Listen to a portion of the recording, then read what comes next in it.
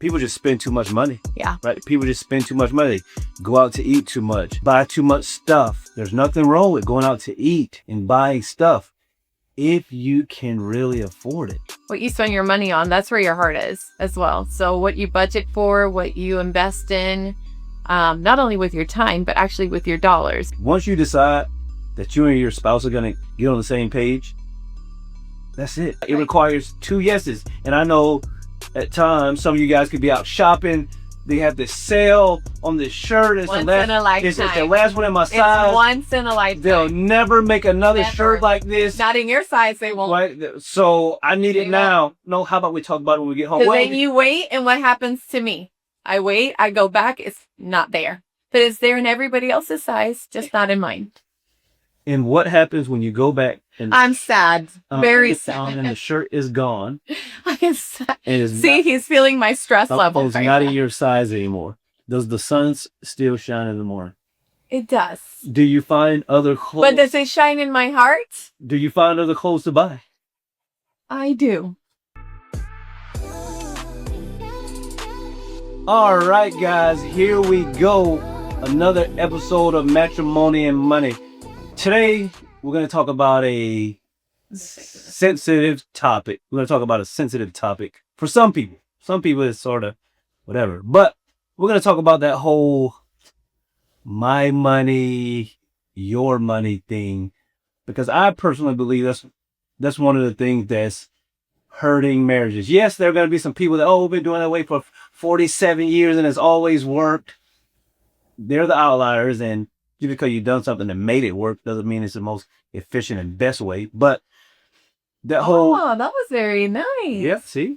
Very educated. So, when we first got married, again, we got married young, 22. Let's jump right into it. 22. Give them a little backstory. You know, you were sort of because I know it's the big one, you were the higher income earner, right? You were. Never bothered me. I mean, but we're not talking about high income. Yeah, no, it was just higher than mine. Yes. We both had college degrees and she made more than me and whatever. I'm not saucy. But nevertheless, we combined finances from the beginning. I think we talked about that earlier. It was just going to be one pot, but like, how do you really believe it should be set up with the finances for couples in general? They have to be married. Because if you're not married, Don't. we're not talking about combining now. If you're not married, no combining finance. I don't care. No. All right. So we passed. So how did I feel about it? Yeah. Like, I just knew that was the norm. That's how my parents did it. My mom stayed at home. And my dad worked, sometimes multiple jobs at a time. And that's just how it was. It was one bucket. Yeah. One pot. So I felt fine with it. I didn't care. To me, we still had to we were living together, so we had to pay bills. Living together, not before we got married. Oh, no. When we got married. Oh, okay. But in the bucket. Yes. We did not live together before we were married. It was just a natural order of things. We were coming together in many ways. And for the first time. And it just felt right to merge our finances. I didn't count pennies and dollars to say, well, that's mine and this is yours. No, bills had to get paid. So I believe that most couples sort of treat our budget didn't belong to us. It was just bring it here and it goes to everybody else. But I believe that most couples treat their finances like roommates, right? Yeah. You know, we can live in the same house, but that's your room. That's my stuff in the fridge. And I just believe that leave rooms for, getting bitter at folks, secrets that are going on. And obviously all of that stuff is just bad in marriage long term. Right. Well, 20 years, fast forward 21 years later, the things we know now we see the many different areas. It is crucial to do so. Yeah. I grew up with a single mom, so she's the only income earner, but it just seemed natural to me, like when we get married, we're going to have one bucket. And I believe that, one of the problems is like you got to have full trust and transparency in your partner, because now there's one place where this money goes. Yeah. And it is in the beginning uncomfortable to try to talk about money for many folks and stuff like that. So it just seemed like it's better if it's just my money, your money, and we'll do this thing together like roommates. But I don't believe that's the best I also way think to some do it. people feel like it's especially women, like they're contributing, right? Like they're putting something in. Don't worry, baby, I got the light bill this month. Or I got the water bill. I know you had a lot of stressful days. You kept that thing running too long. Like I just feel like sometimes it makes people feel like, don't worry, I got it. Like valued, but that's not a marriage mindset. Yeah, but In my opinion. But how do you not feel valued if it all goes if it all? I don't know. I I guess think one I person. think just saying I got it. Like, when you go out to dinner and then you guys order whatever you want, and at the end of the night, they always try to hand me the check. I don't know what it is nowadays. And I'm like, no. That's for him. Like, it's like, I got it. I'm taking care of you. So maybe it just makes, women feel like they're contributing to the marriage, especially if you're a lower income earner. I don't know. I don't know the answer to why people do it, or maybe they just want control in their finances. Yeah, I mean, I believe that's what it comes down to, control. Because if you're married, the two had become one, and for me, you've become one in every way, Yeah. not only physically but emotionally, financially. Yeah. So everyone has to be on the same page. Right. You have to figure that out. Again, there's practical ways you can do that, but that whole separate account stuff, it just doesn't sit right with me. Again, primarily, I believe that it doesn't bring unity, right? Because we know that finances is one of the biggest reasons that folks get divorced. So if you're not lockstep, one band, one sound when it comes to your finances, Yeah. it's just going to create more friction and stuff like that. Tension. Again, I believe that some of this also has to do with, fellas, I'm not calling men out, but like, there are some men that are uber controlling when it comes to the finances. So the women are like, well, I don't want to be totally controlled with what I spend on and blah, blah, blah. Yeah. But it's the way that it has to be. Again, he doesn't need to be as controlling, but she doesn't need to be as spendy. Like, that's not even a word, spendy. So again, you have to sit down and come together, right?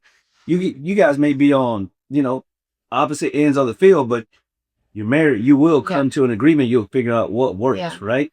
But when you just keep it separated forever, again, it just creates just those bad habits long term, I believe. Like, I just believe that just with all the couples that I talked to that had financial success and had, strong, healthy marriages, physically, financially, like everything is together. They know everything that's going on, have unlimited access to it. So, the only time I've ever had a problem with it is when I can't, there's the 5 love languages, and Sherman has the 6, which is surprises. Like, he loves to be surprised. And I only ever had a problem with it when I couldn't like do something without him knowing. I would make sure if my birthday was coming up or a special holiday, I wouldn't check, but he checks everything religiously. I gotta make sure. And it's annoying. And it's just like for instance, this past birthday, I got my own account.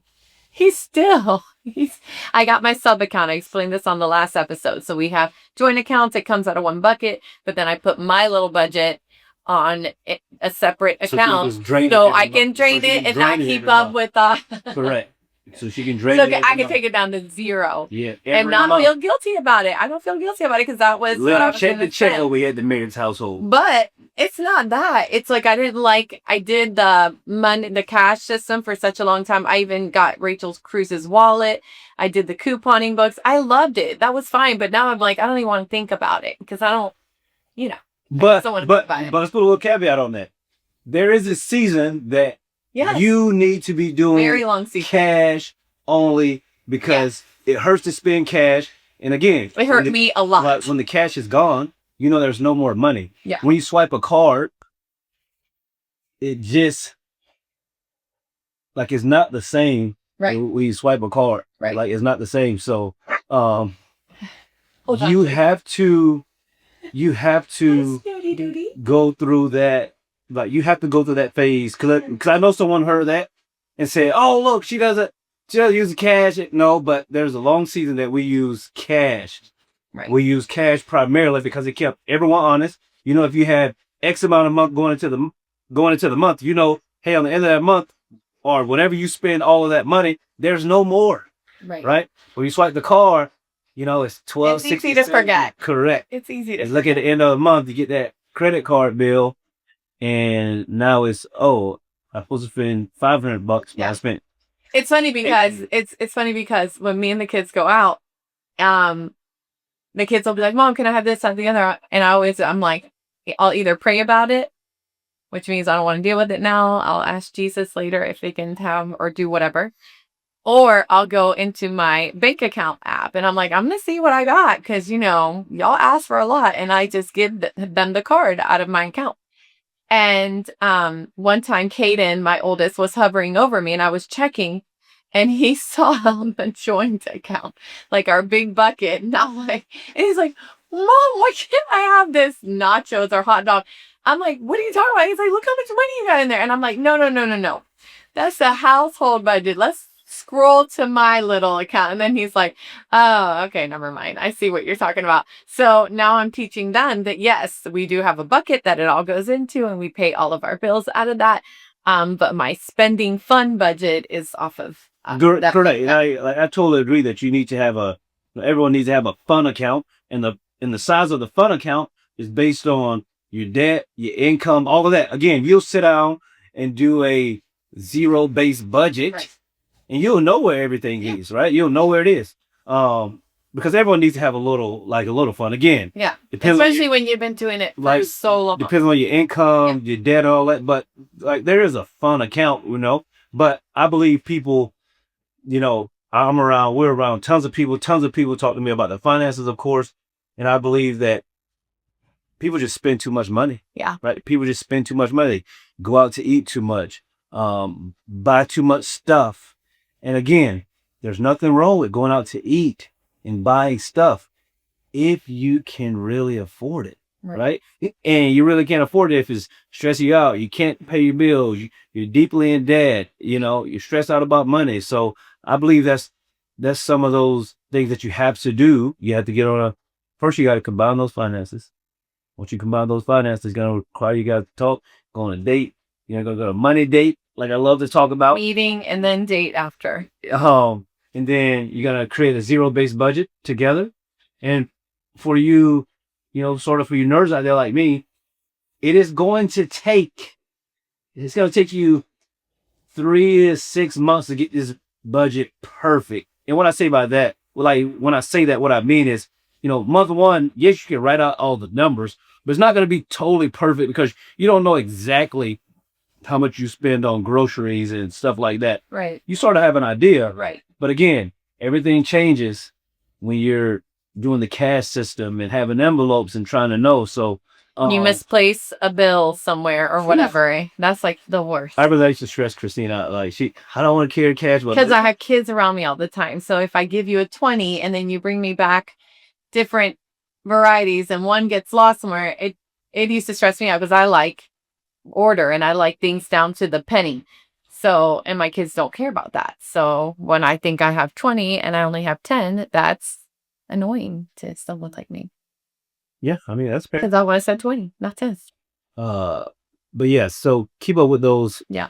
Keep up with those cash envelopes. And then, you know, again, once you come up with that budget, that zero-based budget, you combine those finances. Now you guys are going to know exactly where your money is going before the end of the month, right? Again, that zero-based budget is so big because you know what every dollar's job is before the month start, right? Yeah. So, you know, if you don't have dollars in your budget for brand new shoes, well, you're not tempted to buy brand new shoes because you just don't know. We just don't have it. It's easy. It's easy to say. I had somebody reach out to me and ask, how do you not feel guilty when you're a mom and your kids are missing out on things? And I'm just like, I show them.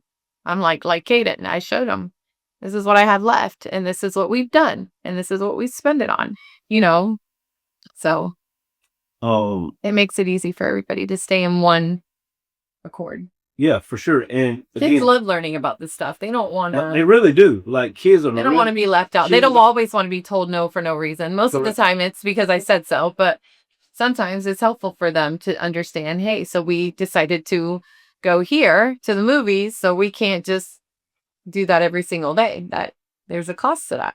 And our kids are old enough now. 12, 15, 17, 14, and 17. Almost 15, almost 18. Yeah. 12, 14, and 17, where, entrepreneurs, I'm an entrepreneur outside of the home. So, when things go up, they'll know.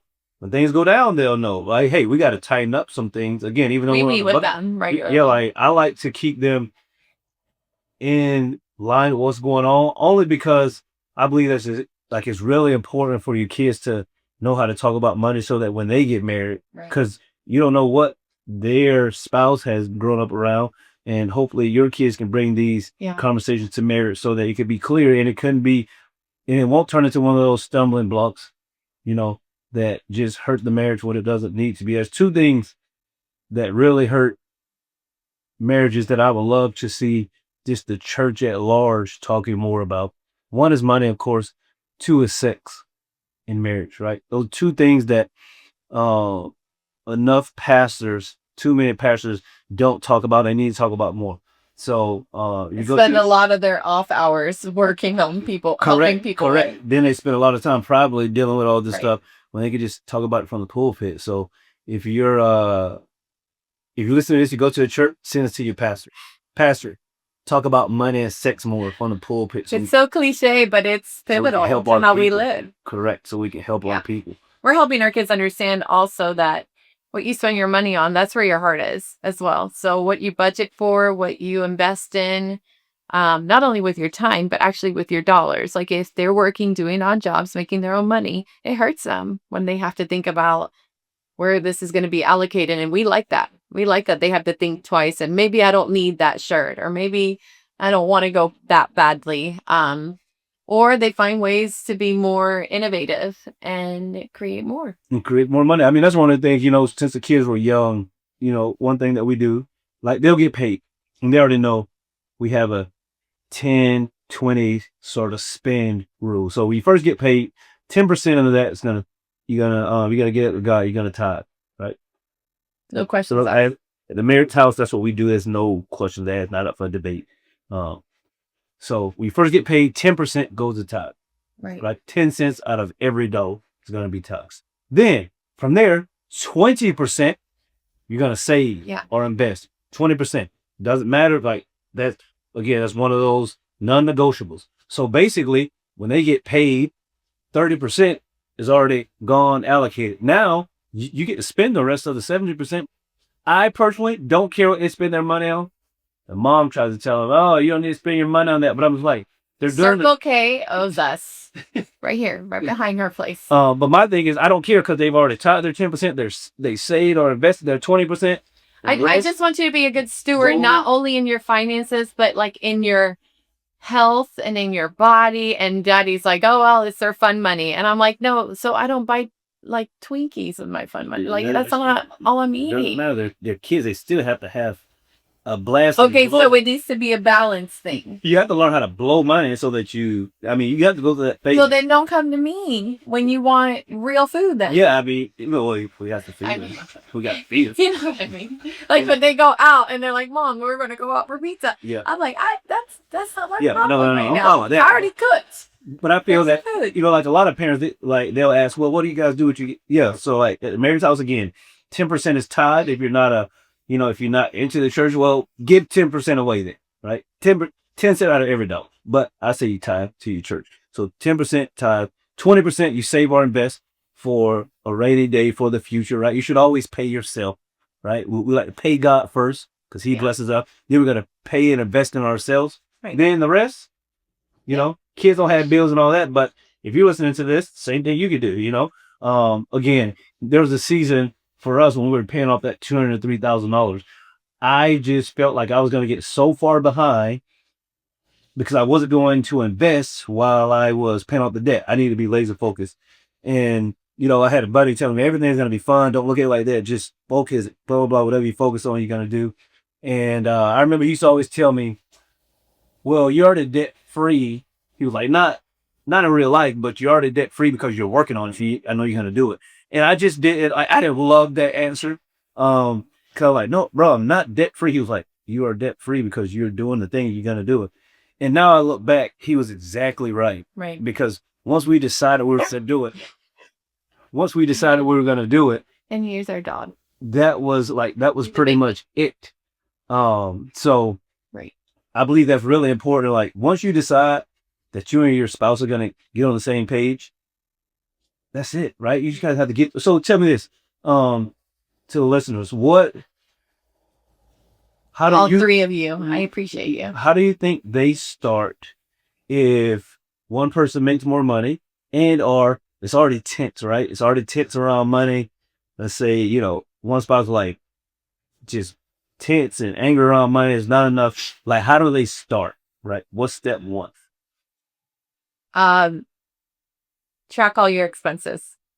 What are you putting? So join all your money together, figure out what that number is, what each of you brings to the table, and then track every single one of your expenses. That's what I would do. Because the moment you start tracking how much you're spending on gas and food and grocery and going out and entertainment and, different line items, daycare, schools, clothing, all those line items, once you start allocating a name to every dollar, then there's nothing to fight about. The fact that I spent millions on clothing and you haven't, done that, like you start seeing what the issues are when you start tracking where the money's going. Well, let's talk about this because I believe before they like make rash decisions. You know what I mean? So I believe that big purchases and whatever big purchases are to you, there needs to be a threshold, right? For us at a time, it was more than well, you said how to start. Yeah, no. The big I'm just picture. We just see what we're doing. I'm sort of switching lanes here. I'm saying, one way to sort of help with that, whatever a big purchase is for you, or it don't have to be a big, whatever the amount is that you guys decide, hey, anything over this, it takes 2 yeses, right? Oh yeah, that's true. So again, to me, but I even call you if I want to buy perfume. Oh, then I hate it. Eyeshadow. Why are you calling me? Why am I spending $30 on eyeshadow? This is dumb. Oh, is it your button? Don't call me. I don't know. I don't care. I need your opinion. But I believe that that's another thing that, people are like, well, I had to call and, you have to talk about it. You have to, even so, if you guys decide anything over $200, we have to talk about, right. Okay, that's fine. Like, it requires 2 yeses. And I know at times, some of you guys could be out shopping. They have this sale on this shirt. It's once in a lifetime. It's the last one in my size. It's once in a lifetime. They'll never make another shirt like this. Not in your size, they won't. Right? So I need it now. No, how about we talk about it when we get home? Because then you wait, and what happens to me? I wait, I go back, it's not there. But it's there in everybody else's size, just not in mine. And what happens when you go back? And I'm sad. Very sad. And the shirt is gone. I am sad. He's feeling my stress level. It's not in your size anymore. Does the sun still shine in the morning? It does. Do you find other clothes? But does it shine in my heart? Do you find other clothes to buy? I do. But I always think about that one. So for you shoppers, it's okay if your spouse... I always think about her, one that I... It's okay if your spouse says, hey, I don't know, let's just talk about it tonight. You can't get angry and say, well, the shirt's going to be, or the whatever's going to go, or the gun, or the car. Oh, hey, if it's going tomorrow, that means... And I'm talking about like a nice leather jacket that you can see in your wardrobe for like years to come, handing down to your daughter. Oh, like this, it's just a classic style. It's never going to go out of style. That's what I'm talking about. Doesn't matter. And it's like 90% off. And just because it's a few dollars over budget. Correct. 90% off is still $2,000. So imagine how much. So this 90% sale. Let me get this bear off of me. Means absolutely nothing to me. So I believe that you guys, listening to this, one of the things that we need to do, let's talk about some action steps here while we sort of end this out. Yeah. You need to go on a money date, right? Again, go on a money date this week with your spouse, right? Go to our website, www.matrimonymoney.com. Download the money date guide, other free resources on there for you, so that this first meeting or second meeting, whatever it is, can be fun and it can be not confrontational. Because what happens a lot of times is people think about money, they know it's going to be tense. So then when someone says something wrong, it just blows up and like, well, I just don't want to do this. Someone storms off to the next room and then it never happens. And we just continue to do this time and time again. So I believe that one of the practical steps is you guys sit down, money date night. Mm-hmm. If you don't even know where to start, again, go to our website, download the free resources. Nothing's for sale. You can get free resources so that you can make these early experiences cordial and good, because the more you do it, the easier it gets, just like anything else. Right. So that's what I would say. And know that you guys are on the same team. Obviously, we all want to make millions. We all want to be able to get whatever we want whenever we want to, but that's just not reality. Sometimes the budget isn't there, and that's okay. I think what helped us a lot is that we worked on things together and we always saw it as that. Like we were a team, that we weren't like the last thing you wanted to tell me was no. And I knew that that was your heart. So really talk to each other and really see each other's heart in all of it. Is your husband trying to control you? No, well, hopefully not. If he's a good husband, so I got the dog hair all over like it. there's some bad husbands out there that want to control everything, but Yes. but again, love, love. But that sometimes might be the situation too. Like trying to figure out what's going on and Correct. then move on from there. Like what the heart of the issue is. So we're gonna end with a question. Sorry about Blitz, guys. Comment below. Are your comment below. Comment after you listen to this post. Are your finances combined or they're separate? It's a good question. Tell me why, right? Like you can totally believe that, oh, they should be separate. You can totally believe the wrong thing. There's no issue with that, but it's wrong. I'm telling you. But comment, let us know, because again, You never know. no, It's interesting. No, It will be interesting to hear your response. Because you try to be PC, play defense. No, it's wrong. Two become one. No, I just don't know everybody's situations. I don't know that many. Well, what does that mean? What is situation? I don't know. I don't know what it means since I don't know the situation. Two become one in every aspect. No, I agree with you, obviously. Okay, so what are you talking about? I just don't know what there's. All right. I don't know what other scenarios there are out there. All right, guys. So I'm just interested to hear. Okay, yeah. So comment whether you're joint or you're separate. And if you are listening to this, remember, we need you to hit that subscribe button wherever you're listening to it. Apple, Spotify. If you're watching us on YouTube, subscribe to YouTube. A lot of you guys don't know we're on YouTube. These episodes are even better on YouTube, so check it out. So guys, as always, tell a friend to tune in, and we will chat with you guys next week. All right.